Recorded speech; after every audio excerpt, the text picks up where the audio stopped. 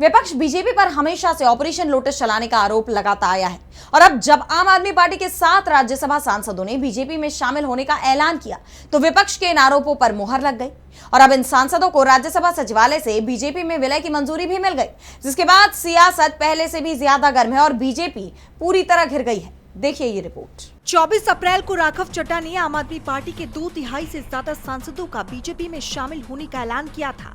साथ ही राज्यसभा को लेटर लिख विलय की इजाजत मांगी थी, जिसके जवाब में राज्यसभा सचिवालय ने आम आदमी पार्टी के 7 बागी सांसदों को बीजेपी में विलय की मंजूरी दे दी है, जिसे लेकर सियासत में मचा बवाल और तेज हो गया है। आप सांसद संजय सिंह ने कहा कि 7 सांसदों ने जो विलय का पत्र दिया है, चेयरमैन ने उसका संज्ञान लिया है। मैंने उन्हें पत्र लिखा है कि संविधान की 10वीं अनुसूची के मुताबिक इनकी सदस्यता रद्द होनी चाहिए। मुझे उम्मीद है कि वो इस पर फैसला देंगे। अभी तक चेयरमैन साहब की ओर से हमारी याचिका पर सुनवाई नहीं हुई है। कि अभी जो चेयरमैन साहब का फैसला है वो एक तरफा है।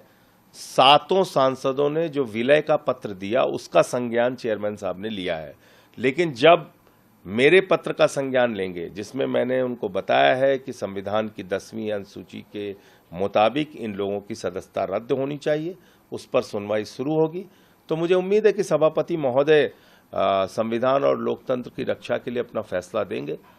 जो भी फैसला आएगा तब उसके बाद बात करेंगे। अभी तो हमारे याचिका पर सुनवाई भी नहीं हुई है चेयरमैन साहब की तरफ से। जैसे आप जानते हैं कि बीते दिन आप सांसद संजय सिंह ने उपराष्ट्रपति सीपी राधाकृष्णन को एक याचिका सौंपी थी, जिसमें अनुरोध किया गया कि राघव चड्ढा समेत इन सभी 7 सांसदों की राज्यसभा सदस्यता तुरंत प्रभाव से खत्म की जाए।